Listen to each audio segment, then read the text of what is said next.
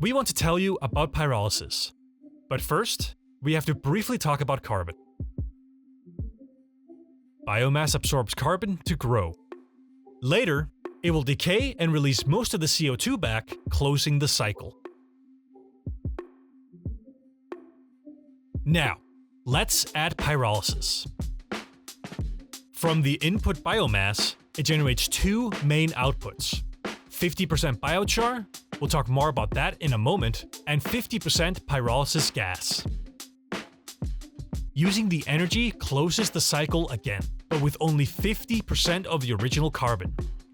So more carbon is absorbed, making pyrolysis carbon negative. Let's have a look at the pyrolysis process itself. In conventional fire plants, biomass burns with oxygen, generating mostly gas. Pyrolysis is a process in which biomass is heated in an oxygen-free atmosphere, which produces an even mix of gas and biochar instead.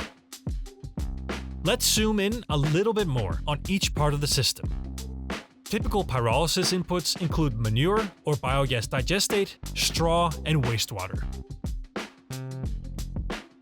The process needs energy to sustain its 600 degrees Celsius reaction. The gas can then be recirculated to provide this heat, making the process mostly self-sufficient. And finally, the outputs. Gas can be used directly or upgraded via district heating, industry, biogas upgrading, or bio-oil. Biochar is made of long carbon chains like diamonds, storing the carbon for thousands of years. It can be used and stored as soil improvement in agriculture, filler in concrete, or filler in asphalt.